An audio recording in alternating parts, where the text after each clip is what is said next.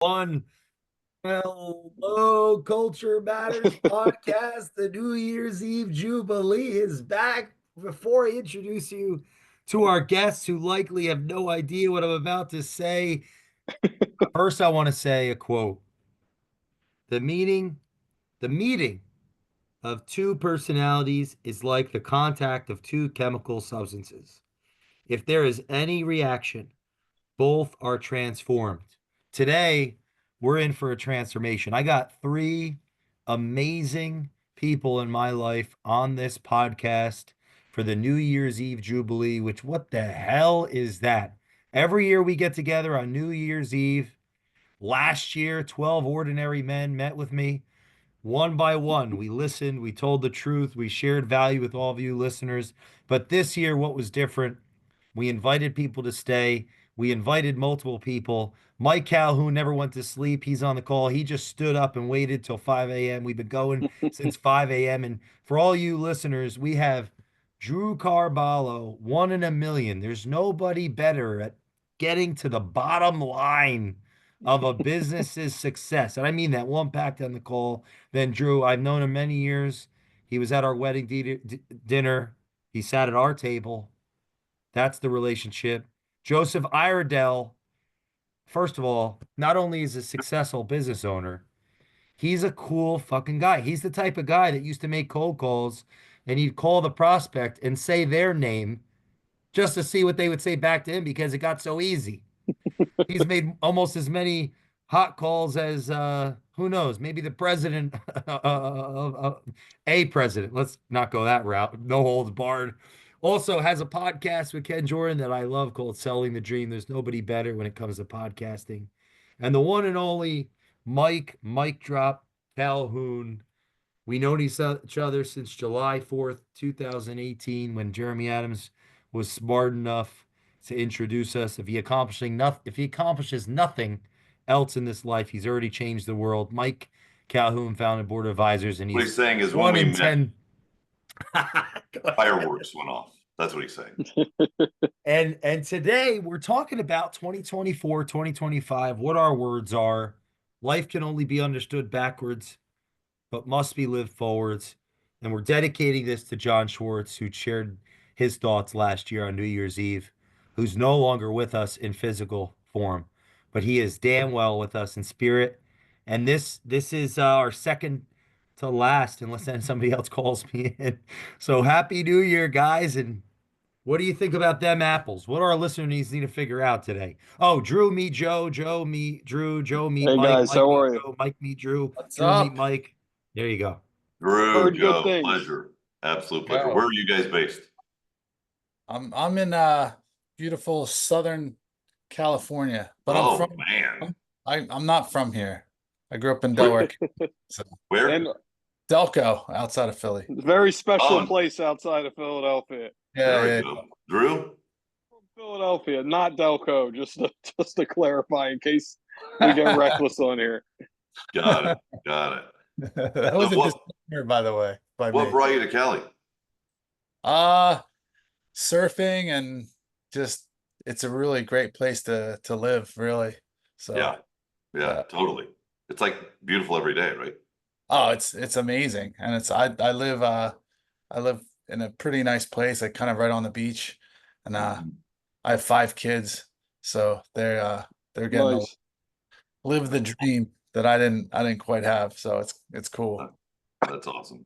Mike, Yeah. where are you at? Like the Tampa Bay area, just south of Clearwater Beach. Yeah. Jay's in Naples. I think Jay moved from PA to Miami, and- PA, Miami, Naples, and it's Yeah. a different, yeah, it's very calming. They say when in doubt, move to Florida. Dude, I'll be there this week. I have an office in Pompano, and I'll be Oh, wow. there. I'm gonna be there from the 6th to the 18th or 19th. So it's a different world. I used to spend a lot of time. I would be in South Beach for work, usually probably like 3 times a month. New Year's. I used to always say, if you're going to be traveling for work, get sent to South Beach. I actually lived in South Beach for like Dynamite. 3 years in my early or mid 20s. I lived right at 23rd and Collins, and it Perfect. Yeah, was I was always at 17th and Collins. We had a one of our flagships were there, the group I was with for a while. yeah, it was pretty epic times Yeah, back in. right. The W Hotel, my favorite, 23rd and Collins. Yeah. Oh yeah. Yeah. No, I spent a lot of time at the Delano and the Shore Club and all that, man. It's years. That So was what pretty. do both of you guys do? So I have I do a couple different businesses. My main business that I've had for a while is like web development, internet marketing, lead generation. And then recently, within the past couple of years, I opened diabetic wellness centers. So we Oh have wow. standalone centers that treat, we have some proprietary modalities that'll help with neuropathy and things like that. So Where are it's they based? in Florida. So one's our headquarters is in Pompano Beach, and then we're opening a bunch all over the country, but it's mostly like South Florida right now. We have a couple in Texas and so forth. So I'm in How many of those offices are all together? so we're doing right. So the company's called Diametics. So the licensing that we have for what we do is in about 200 clinics right now. So we're doing acquisitions of these clinics and we're making them full Diametic branded, you know, Nice. so yeah, it's that's my 2025. I'm going basically just clinic to clinic and instituting our What, what was the goal? in 2025 we're going to try and convert of the 200 at least half. So 100 clinics in the state of Florida. no, not just Florida. They're all Oh, over in the. Jim. Yeah, yeah, all over. Got Yeah, Wow. Nice. it. Wow. yeah, Interesting. Cool, man. yeah. It's Uh, interesting at the least. I majority of my career I've been in the food and beverage industry. I was the director operations of a group out of New York City called LDV Hospitality. We were in 5 states, 3 countries, 3 major brands: Scarpetta, American Cut, and Dolce. Which Dolce had a big presence in Miami. We had a Scarpetta there as well at the Fountain Blue. I was with those guys for about 10 years. Their family. Had my son a little more than 2 years ago. Uh, so pretty much right at the 2 year mark from now, I left the group and started, I think Jay bullied me into it. Now that I'm thinking about it, Jay had me leave the group mentally and I didn't know. But You ever see Inception? No, I'm yeah, just yeah, exactly. And now I've been consulting just on an operational level business. I did more of like longer engagements, not really short in and outs. I just did a little bit more in a year, almost a year and a half with the oldest bakery company in Philadelphia, around for 123 years, to kind of get them across the line and on the back end so ownership could step back a little bit.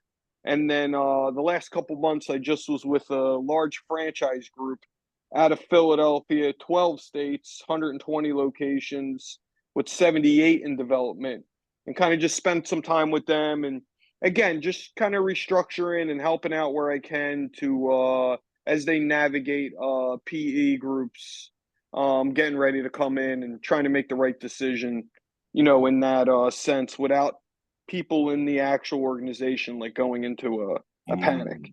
Mm-hmm. Um, and I started a new engagement this Friday actually, with a very renowned chef and licensing operation here just outside of Philadelphia. So just rolling, just hustling. Very nice. Very nice. Drew, would you have, if you had a word for 2024, what would it have been? My word will be For connectivity. no, for 2024. Recklessness. What did you say? Reckless.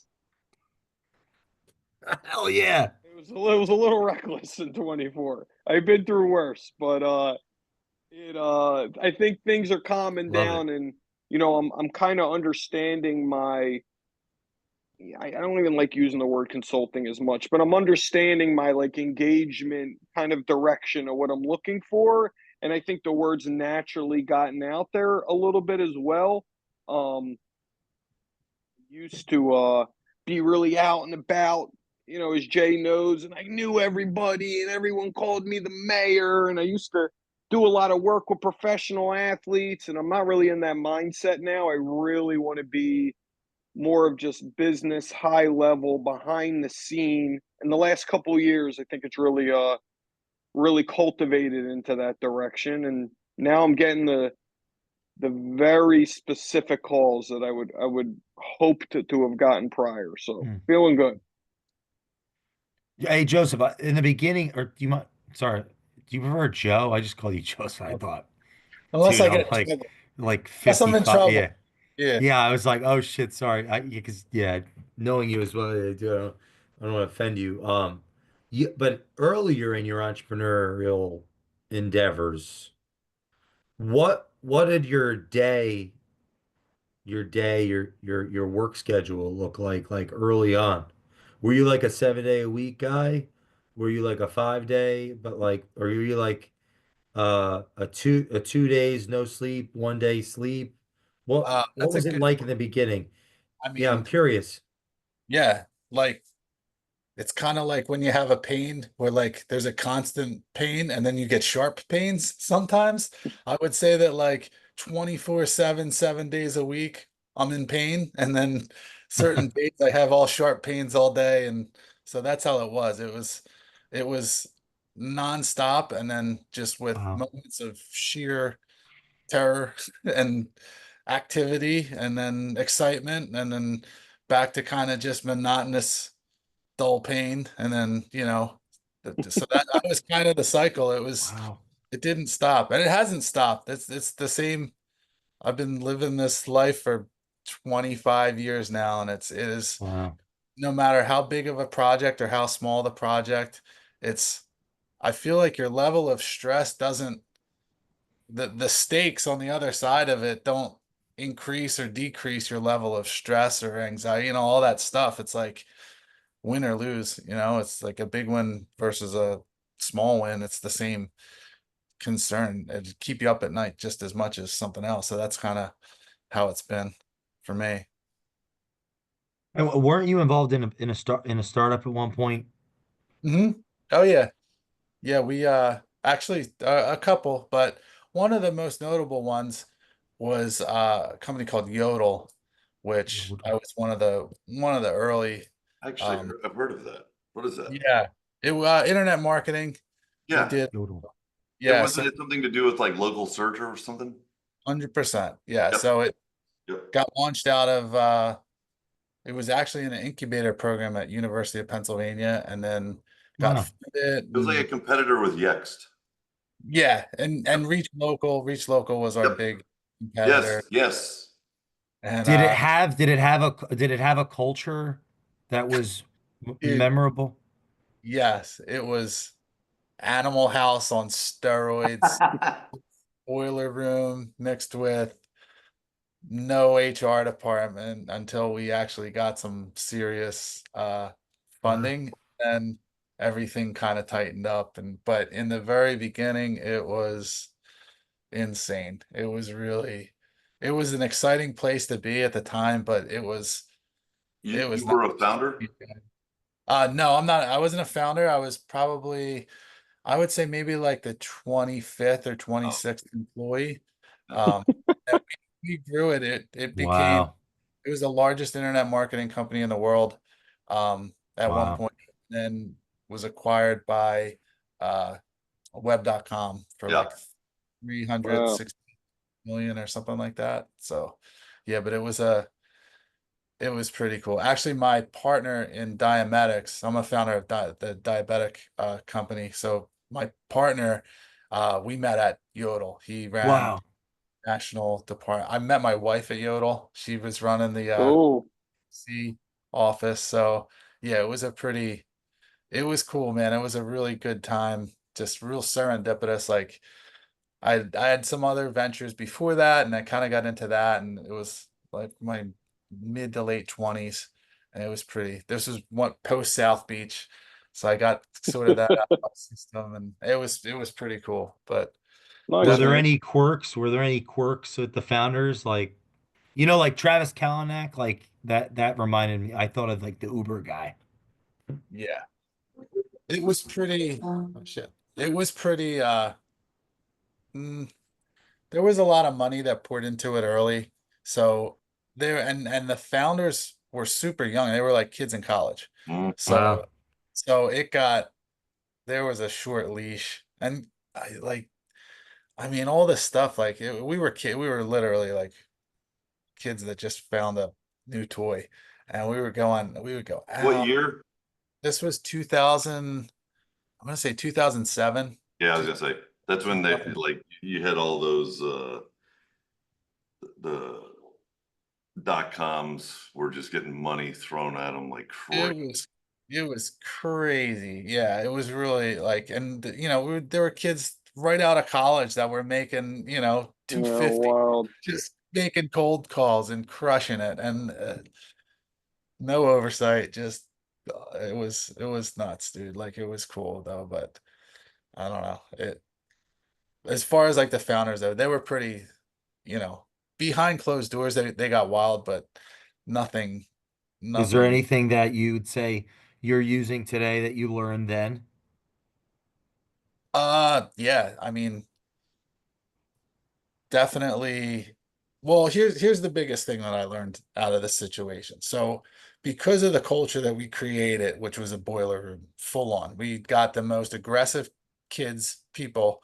We put them in a room, we gave them lists, and they harassed every single business in America over and over, like That's what you 500. call selling, Jay.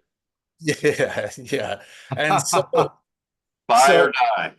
so basically, like you you either have that skill set to be able to sell something over the phone like that and the budgets weren't cheap. It's like, the minimum was like 500-600 bucks a month. And some businesses were like, oh, your budget's 10 grand, 20 grand. So it's not easy. So certain individuals have that skill set and certain individuals don't. The individuals that have that skill set treated the other individuals like they were the biggest piece of shit on earth. And I had to it was crazy because that culture was just like, oh, you're not working all these hours, you can't close a window, like all this type of stuff. And then like you take a step back, you're like, Fraternal hate. yeah, Hate. it was so bad. But then I was like, this guy graduated with like a PhD. You're treating him like he's an idiot because he can't sell on the phone. You But got like, him cleaning the restroom.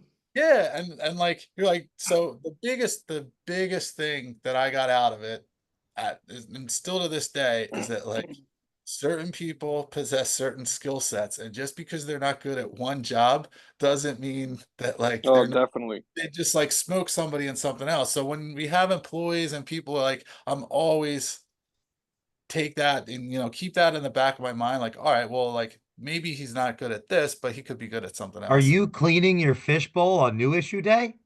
Exactly, right. No one's seen the Well, Wolf. full Wall Joe, you've Street, seen it. Yeah, yeah. yeah. I feel like On New Issue Day? Uh, What were you saying, Mike? there's a little part of me that wishes I worked there too. it was fun. It was fun. It What would you was, say some of the core values were? Kill or dude. be killed. Yeah. It was, It's more of, I think, what are the lines? What was in the script? That's what those are always the good.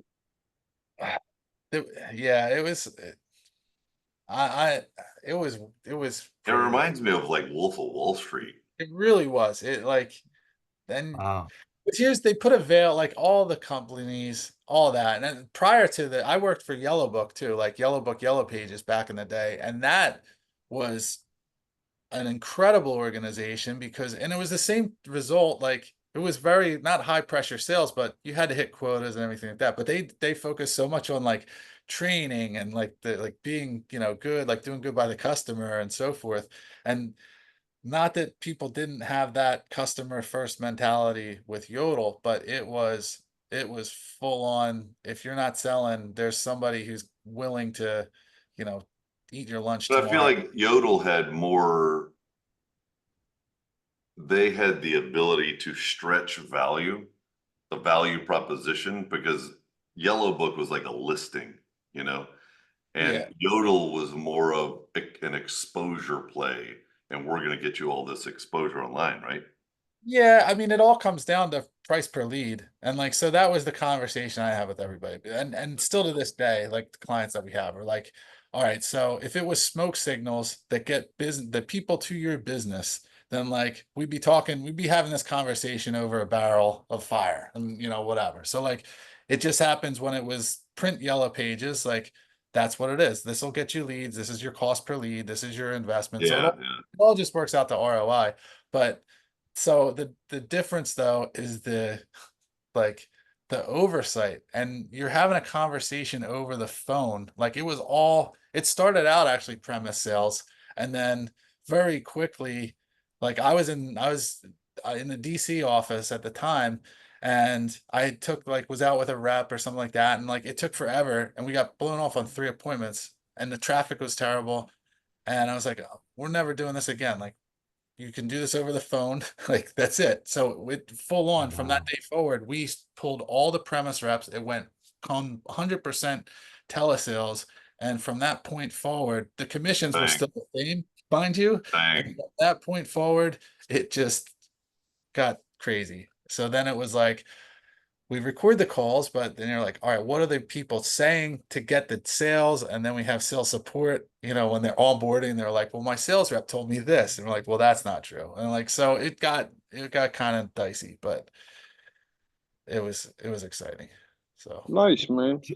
Joe, do you have a word for 2020 five?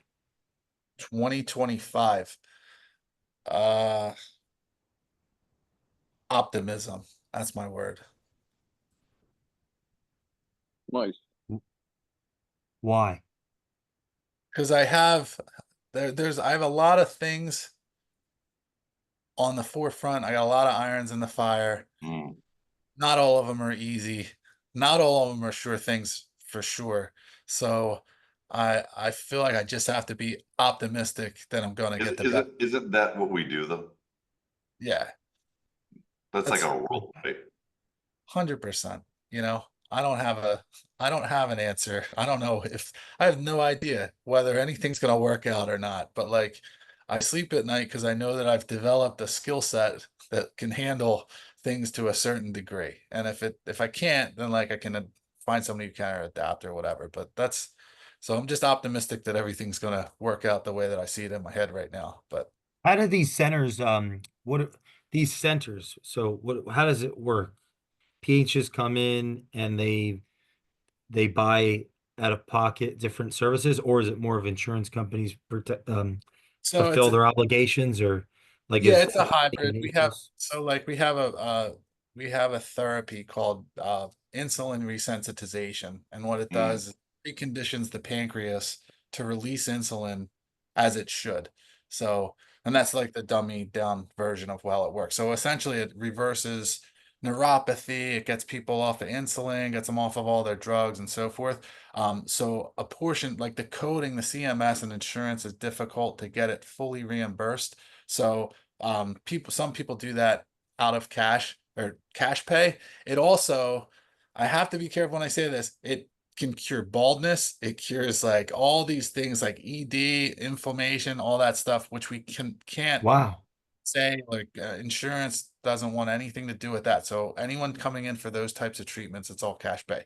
On the other side of it, we also do wound care, and we do these subcutaneous patches for wound, which is 100% insurance based and so forth. So the What? centers themselves What? are pretty good. Hold on, you're in wound care? Yes, sir. Are you doing the embryonic stem cell treatments that's covered through Medicare? We are. Yes, sir. Interesting. Where's your supplier on that? So we have a couple different vendors that we use. One in particular is actually close to us in Pompano, and it's a doctor who's going to be on our board of our next like big acquisition. Um, and I know he's a they actually manufacture them, so he's not just a distributor. But So are you, have you been doing it for a while, or is this a new product? no, we've been doing it since we opened the doors for the first center back in July. So we've been seeing about, this month's been ramped up, but like on average we do about 20 20 wound care patients a month now. What are you familiar with the average payouts on those medic? Because it's covered 100% by Yeah. Medicare. Yeah, That is, so here's the twist, right? yeah, What I mentioned, the PIR, the diabetic side, that's essentially a loss leader I that got gets it. people in I see. because they Yeah, come in for neuropathy, they come in for all of the Oh, wow. diabetic issues, and the then money's in the wound care. protocol is, hey, let me see if you have any wounds. And like, I would maybe half, a little less. They all have some sort of diabetic issue with wounds, and it's a real easy end. And then we have a lot of vascular physicians that send referrals now. We're Have in you a had any issues getting claims covered? um no, not yet. Fingers crossed, but we also have a billing company that we have insurance on the billing. So they'll cover clawbacks for up to like 6 years or something like that. But we, knowing the abuse in the industry and how like certain states, and this is why we're in Florida and like other states, we're not just shotgun across the country. We're definitely cross every T and dot every I when it comes to um documenting the wounds, everything that has to go into Protocol. starts. Yeah. So we haven't, knock on wood, we haven't had any issues, but we're definitely prepared as much as Cool. So we can. Yeah. good. Yeah. Is that what Mike, is, what are are you you in that thinking? industry? Like, you know a lot about it, it seems. Is that your business? So one of our relationships, um, just to make it easy to explain, is one of the top trainer and compliance and like back office support systems. Not only are they the provider for the raw goods, but they'll do all the training, all the compliance, all the back office, all the legal. Like they're probably one of the most competent, if not the most nationally the most competent support system for what they really want are guys like you that they can help scale out into multi locations as fast as possible because they built what you're not going to build, but they partner with guys like you to help you scale your front end. Yeah, that's what, so we just, it's interesting because we just went through and spent tons of money and tons of hours getting all of the chart, like all of our medical records and everything to go, to be able to go through CMS and everything like that. And then we have like the pictures Here's the problem: at scale, the numbers get so big so fast. Mhm. Compliance will crunch down because they will create a more stringent demand on protocol to Yeah, save those dollars. They don't mind paying if it's perfect, but if it's not perfect, they want to deny, right? sure. Yeah, So, yeah, and it's more like even the clawback aspect of things, um, because they paid and clawed back, you're covered. But if they deny it, it has to be covered first in order to yeah. be. It has to be covered. The claim has to be covered and then clawed back for your insurance to cover it in the end, so you keep the money. But if it never gets claimed on the front end, I mean, if it doesn't cover it on the front end, the insurance isn't going to cover the non-claimed situation, right? Right. Yeah, So sure. yeah, I just think at scale for the front end operator, it will become administratively taxing to, like, you'll just hit a point where you're like, we have a few offices, but if you want to go hit 100 or 200 offices, like Yeah, this is the relationship that will help you hit, whether you want to be in Texas, Florida, it doesn't matter where you want to be. Like yeah, that's picks and shovels partner to your front end. That's literally what we're looking for. So my partner, I mentioned that Yodel, he left Yodel and he got into the franchise world. So he's like FCC, like consultant, and pretty much knows all the ins and outs of franchises. So this is how this kind of came about. We had this concept, we were going to franchise it, and then it turned out it was easier to just do it on a like rev share deal and then do these acquisitions and so forth. But the problem is, so each of these acquisitions, they all have different operating systems. And so getting them into a unified, like a singular They'll do one. all the training. Yeah, everything. yeah. Yeah. Wow, no, definitely. So I'd love to connect with you on that because that's like literally exactly what we're looking for. I am the market maker for Florida, but then we have put people in play through our organization at BA for the Northeast. We support a gentleman, matter of fact, Jay was with him at our last meeting in Texas. Yeah, but this is a really good conversation because Yeah, for sure. I'd this love is to. I'd this love is you the to come future. check out our clinics too in Pompano, Yeah. or make a drive out to the West Coast. But yeah, dude, like for sure, because this is exactly where we are right now, and we're starting to hit, what you're saying in terms of like, okay, like Yep. we can do it here. We're looking to replicate. We're opening offices up in West Palm, and we have a couple down in like And the Red. problem is not even that the claim doesn't get, when you're out of compliance, it'll get to the point where you're creating liability Right. and you don't want to deal with it. Yeah, for sure. Yeah. Mike, your word for 2025 is what? 2025 value. Why? I think that's the thing that everybody at the end of the day wants.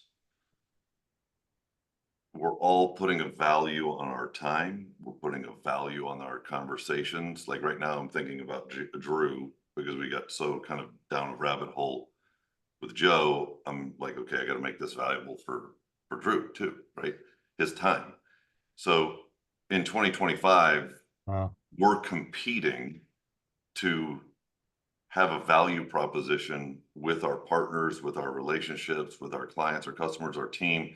Like realistically, it is the thing that lies between all of us.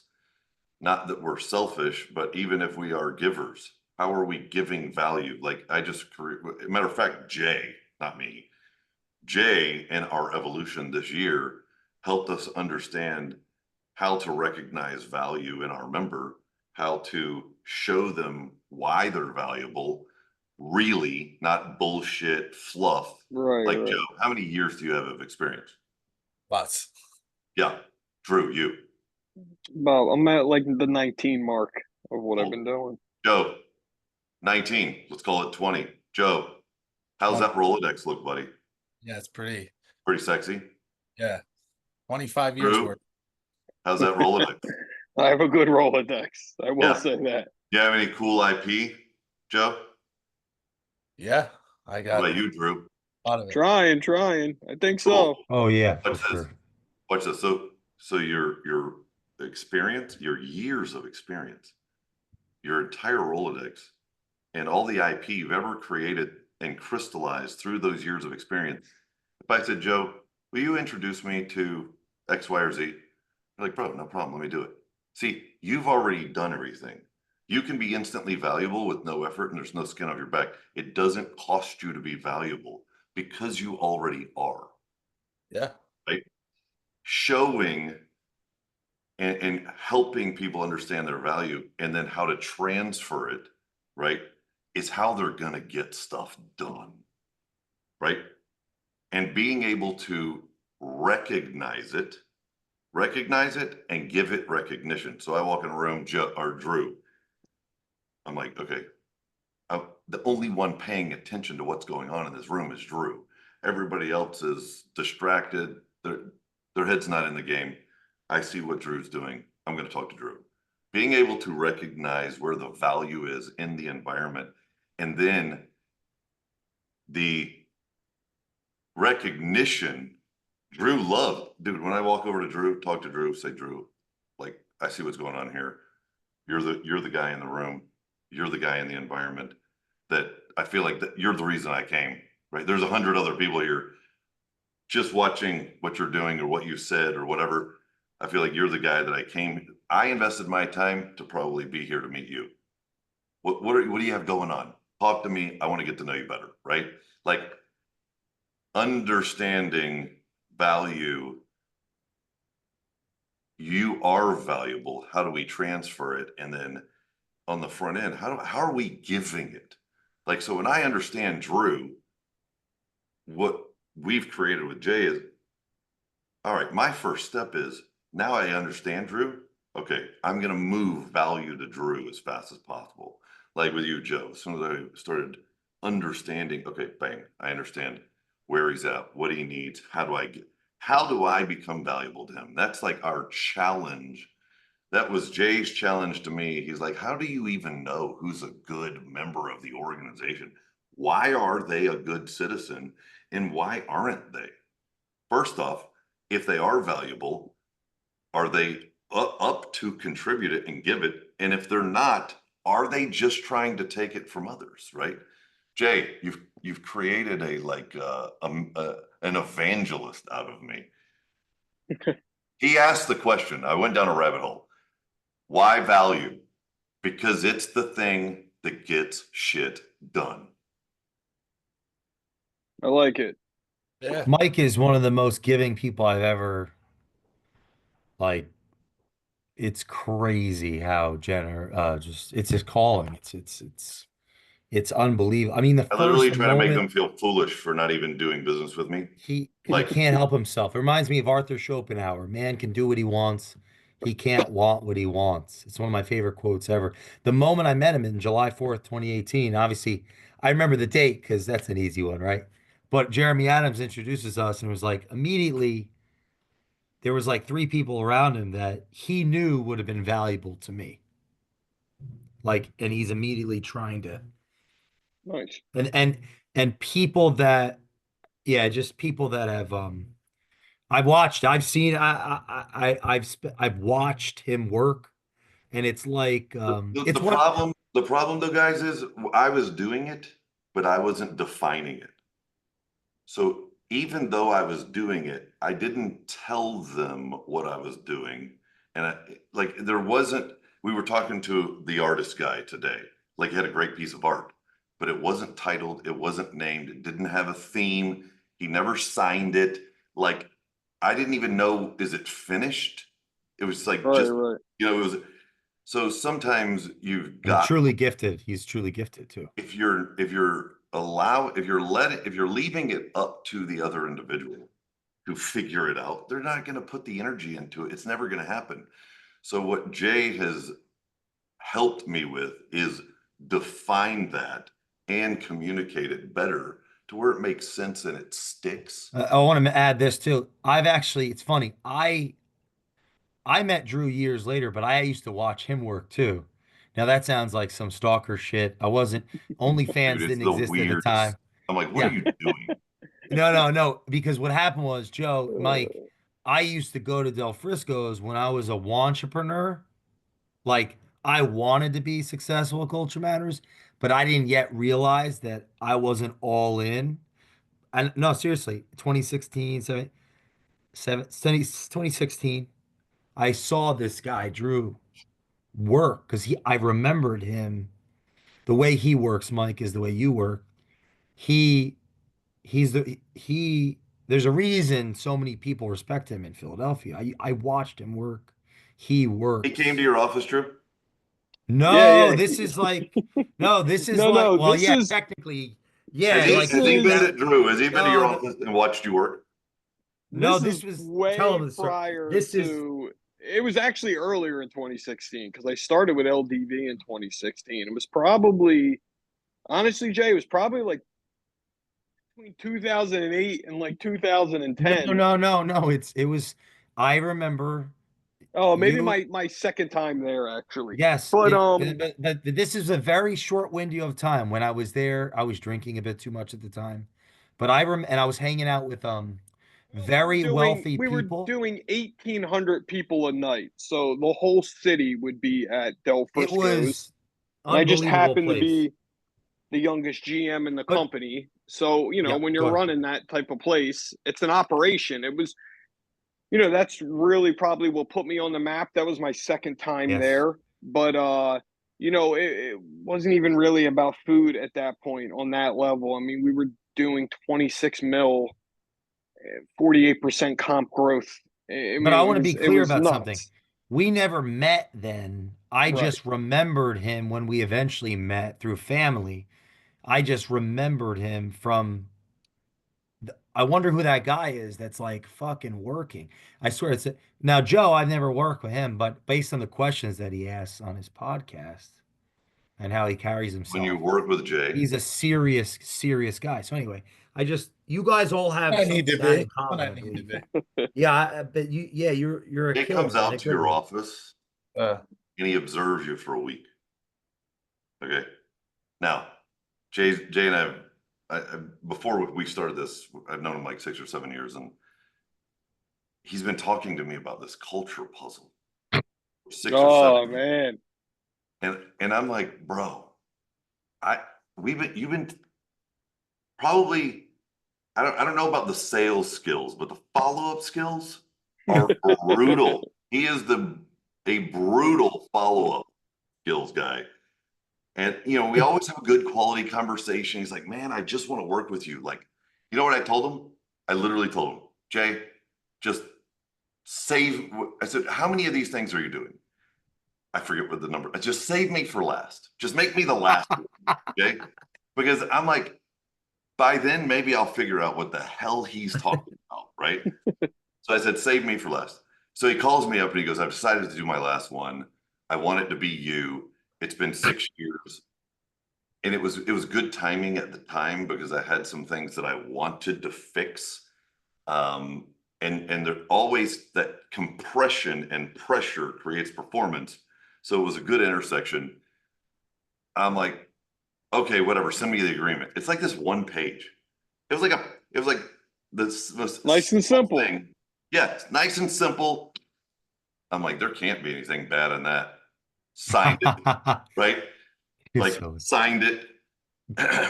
So he comes out to your office and he observes you for a week. Like he's literally Everything. Yeah. every call, every conversation with your team, like everything, right? And he's sitting here. I'm working, like I'm working, and he's just taking notes, taking. And I just look over. I'm like, dude, like that's what what are you doing? Like, what is that? What you're gonna do all week long? Yep. Like he just nods. He doesn't even answer. Yep. So you're going through the first day, you're like, okay, whatever. Maybe there'll be some sort of write-up at the end of the week. You go through the second day. I found some web results. I can show Okay, you Siri. to ask again. So you're going through the second day and you're like, and he's starting to ask questions and he's like, well, I'm going to go talk to the team. I'm going to go, just make sure I spend a little time with everybody. His questions kind of get better and better and better. And then like during a week, guys, there's always some shit that's going to hit the fan, right? Yeah. Yeah. You want to see somebody get interested. That's when he perks up. Bang, shit hits the fan. It's like all of a sudden you thought he was observing originally. Now you have all of his attention. He moves in closer. The pin's right, he's dialed. So you're going through this process. And after something maybe transpires that's intense, something goes wrong, whatever, like, and how you handle it, bang, then he starts digging, asking. He goes, like, remember the guy? Like that just totally almost kind of was like it was a psychotic episode or something. He goes yes, off, yes, and I'm at my computer. This guy's going off, and yes. I'm creating dialogue with him. Super. I mean, this guy's going off. Okay. Well, I know, I understand what you're saying, but the whole time I'm cutting off access. you know, like disassembling him technically while this banter is going on. And he's like, how did you handle that so calmly? I'm like, bro, I wasn't even listening to him. I'm going through like what I need to take care of, because you have risk when people are emotional like that. There's risk, right? So just like he burrows in and he gets to kind of see you in your best moments, your worst moments, and there's like this formulation and diagnosis of where you're really strong, where you have absolute deficits, and like this definition of culture, because you either have culture, you either have good culture or you have bad culture, but you have culture, right? And getting me to understand that like culture is one of the things that if you create it, it's a belief system inside the organization that is like nuclear.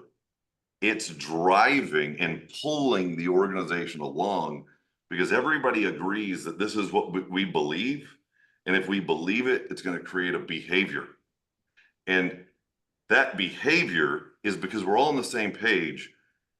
And we feel like, as a designer of our product, we put so much energy into it. But if we design our belief system with as much care as we're designing the product, then the behavior of our team is productive and they feel good about what they're doing, right?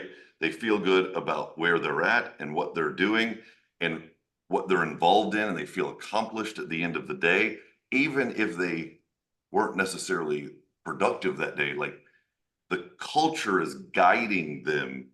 And I was so brutally driven on the basics of, let's say, creating a transaction, like the things that get the shit done, but I wasn't giving my people meaning in the sense of like, what makes us different? Why do they want to invest all of their time with us versus anywhere else? Sure, it's the pay, but people don't stay because of the pay, because somebody else will pay more, or somebody else will give them something else. But if you give them meaning and you give them belonging, people want to belong. They don't necessarily just want to get a check, right? Yeah, definitely. So getting to the point, I felt like by the time that week ended, he came into our organization going, God, you've created something so great. By the time, like when he came in, by the time we got to the end of the week, he's like, dude, I'm gonna stay another day. We got some shit we gotta fix. Calls his wife, reroutes her plane. They were gonna leave on Friday. Now they're staying Saturday. Like, they get so far into the stuff that you know is missing in your gut, but you can't find it. You know what I mean? Like you don't slow down enough to ask all these questions to get to the thing that really creates the value in the organization. You know you have a value proposition, but they cracked the code of that nuclear value so that you almost have a rebirth of, if you've been doing this thing 10 years, it now feels like year one again, because you understand with specificity where you're at. And like, we created 5 mechanisms that make my team valuable, my member valuable. Like, it's wild. Matter of fact, I don't hire consultants ever. And I don't even know why I hired him, because I guess I got tired of telling him no. But best move I ever made. And I'm probably not going to hire any consultants ever. But like, Jay has become, I got lucky because the one that I did hire, it worked, and it worked well. There you go. And it's not because I got lucky. It's because these guys know what the hell they're doing. And especially in dispersed environments where you have teams that are everywhere, like, they are the connective tissue and glue. That's what they create, because people are operating around a belief system that creates that behavior, that whether they're in the building or not. Like, for people running virtual environments and dispersed employees or teams, it's a critical component. Anyway, I don't even know. I got off on you did it. You asked me what value was. I've lived value the last 9 months. Wow. Thanks for the opportunity. Um, and the best part about being a servant, I think my calling is professional services, not because I knew what I've tried everything else and I just came back to being a helper to those that wear that title. It's everyone on this call knows how hard it can be to be on your own. I know because and it's about getting the right. I have advisors and mentors and paid and unpaid that I have to that's helped me so I don't become a walking contradiction. But I've My learned wife so works in much. the I'm so business. My wife blessed. works in the business. And on this Friday, after he's there the whole time, like, you're going through this stress, and I think all these questions, I'm not used to experiencing this, but by the time we hit Friday, it's late in the day, and like, I finally had just had it. And so my wife and I kind of get in this let's call it a disagreement. It was intense. And he's like his response is so different than what you would think, because he's like, this is good. I can tell with the level of intensity that you guys you're fighting with each other, but I can tell you're fighting for each other. Like, the way he's able to see what's really transpiring, cutting out the emotion and finding real motive Well, in I want to be it. clear. If it's real, I mean, your love for your wife actually makes me better. Like I can't even like you have it in like your love for your wife. It's really ineffable. I mean, it's help. It's like leading by example, right? So if something's real, I'm going to tell the truth. I think my belief is everyone here on this call is of that character. But that's an easy one because your your passion to serve your wife and to serve everybody is so clear in your work. Like this, like if anybody, it's why I picked that up with Joe when as we got to know each other. That's why I asked you about your early in your career, and my speculation was that you were an all-in guy. I know Drew's an all like when he's committed on a project. It's easy for him to push everything out of the way. That's where that reputation comes from. I I I I mean I'm all in. I'm an all-in person too. I think that's I don't know how else to be other than all in, I but I don't think think we you all can. share that. Yeah, I don't think you can have any success whatsoever if you don't go all in. Like that's that's just what it takes. That's why Do there's you so think that we're oh, built this way or are we made this way? What are your thoughts on that, Joe?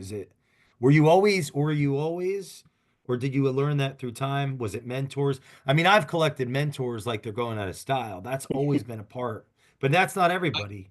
I think it's those I think it's more nature or more nurture than nature. And I know for me, just my just growing up, I've shared this with you before. Like we weren't we weren't like dirt poor, but like I grew up six brothers and sisters, like small house. Wow. And my parents struggled, man. Like they made ends meet. And I remember when I was a kid, like we get done dinner and my mom and dad would like sit and talk after dinner. We go do our homework and I would always be in earshot, like kids hear everything, right? So and I remember sitting there and them just like just the stress that they would have over finances and all this stuff. And like, these conversations like so intense. And I remember as a kid, just like thinking like, dude, I know like if I could do something in the moment, like what could I do? And I couldn't do it. I was a kid. And then as I just used that as fuel for everything from that point forward that like I don't want to ever have that for my family, but then and then it turned into like I'm willing, like I'm capable. I have two arms, two legs, like I got a brain, I can get up in the morning and like it's a slap in the face for me not to use everything that I have to my core, because of how hard they worked. Mm. That's that I think it just comes from in like, and when I take stuff on and like I'm gonna do it like businesses or sports, I gotta, I fight as well. So like that's Yeah. something that I do not like. I'll die before I give up or I let something fail or anything like that. There's nothing that will keep me from doing it. And there's thoughts like when it's hard to get up in the morning or like grinding and stuff like this. Like recently, there are like a ton of stuff going on and I'm like stressed out. I wake up, I always get up at about 4:30 in the morning. I go do my workout, I go train. And it just hit me on my way home because I was stressed. I had so much stuff to do that day and a couple hard conversations. And it just hit me like a lightning bolt. I'm like, I'm blessed to be in this position to be able to handle these difficulties. And it's not like and from that point forward, it's just like the stress came off. I'm like, there is nothing that can stop me because I have the ability, and I'm blessed to be able to do this. I'm healthy, not sick. I have, like a great family, like all these blessings that I have. That's like it's disrespectful to the people that Mm. got me to where I am for me not to go 100% and give everything I got. So that's I think Wow. it's from experience. I don't think it's, you're born with it. I think, people have these shared experiences that drive them. Yeah, definitely. I think I was blessed. I was saved from the foster system by Barbara, my mom, one of two moms. She worked her whole life. She still works. She's a crossing guard. She's 85. She adopted me and she's 51. And from 2 to 7, we lived in the basement of my aunt and uncle's mansion. And they were like second parents, but really like they took care of both. They made sure like the widow and the orphan were basically. And my aunt and uncle gave me the best. I mean, I also was raised by 5 different parts of the family, like aunts and uncles, just all blessing after blessing after blessing after blessing, spending time with me, looking after me, caring for me, getting love from everyone. Very great examples of culture, great examples of love. My aunt and uncle, though, that lived upstairs, I mean, they really modeled teamwork, collaboration, discipline, success, self-independence. He was a mason, went from sidewalks to owning apartment buildings and limo business, this, that, and the third, and they did it together. Like I think that's imprinted in my brain, and like metaphorically, I always wanted to move upstairs, like from the basement to and this wasn't a Harry Potter basement, or like broom closet. It was a nice, and we were with them till about 12. I didn't think about it till later. When I say with them till about 12, moved. I remember when we sold that house, that was like the best like experience of my life. And then I remember when Uncle Joe was selling that house, I remember being in the kitchen when the buyer came and I saw a suit. Drew, you'd like this. I saw a suitcase of cash. And like it was like yeah, it was cool as shit. And I remember those walks on the boardwalk with the cigars and looking at the casinos, my uncle, and like wanting to own those someday. And so we moved to a new house. It was smaller in a different town, but it was strategic. Like he was thinking ahead. So he strategically downsized. He built everything that he had. So he downsized. We lived upstairs now. They lived downstairs, significantly smaller. And then, but it was because he was making that next move. So we were there for another 5 years and then ended up in the next move, which unfortunately, but fortunately, we didn't go with them that next one. And then it was a much larger house. Like I could see the vision and the strategy and like discipline and I've thought about this like for years, like the ability to see steps ahead or like chess, not checkers. Like they took down their lifestyle for like 7 years to then slingshot again. And anyway, we ended up like in some, I'm telling you, you over dramatize things as a child because it creates, for all, I won't go down that rabbit hole, but basically, and this is a blessing. We ended up in like an apartment. I'm 12, and it was like the best my mom could do, but it was like a culture shock. It's like, wait, what happened to, and where'd they go? And Right. do they give a fuck? I didn't know how to, I don't think I knew how to process that as a little kid, but now you're in this like dark, dingy apartment. So of course it's not surprising that my grades slipped and I rebelled and I distanced myself and got into work, but like without all that darkness and then that went to like that dark phase of the hero's journey where you're in the abyss. But eventually I was going to be an entrepreneur. Eventually I was going to marry up like my uncle did, which I have. Eventually I was going to be very successful. And, it's so weird how the brain, the mind, whatever it is, the God, um, you know, where we live today and what we have, it's very eerily similar. I mean, we have a smaller house than they did, but I would argue it's equivalent to that because of where it is. So it's like unbelievable how things happen or pan out. And I think about nature and nurture all the time because I've been between these two worlds of, I had a relationship with my biological mother for years, at least, and obviously my mom who raised me, and I'm a lot like both of them. It's great because I have so many similarities and just certain abilities I have come from my biological mother. I'm so similar to Barbara, Um, but I think it's the nature nurture question, it stands, it's, I think about that a lot for, now obviously, right, culture matters. Why would I care so much about that if it's like, it's what I've always cared about. There you go. But, Yeah, it's in you you. know, and the question becomes, what's our calling? You know, what is our calling and what does that mean and where does it come from? And but I think I always wanted to help people. And I think we all do at some level, right? The question is what's the vehicle? I appreciate you sharing that, Joe, because if you didn't, I wouldn't have like gone into Yeah.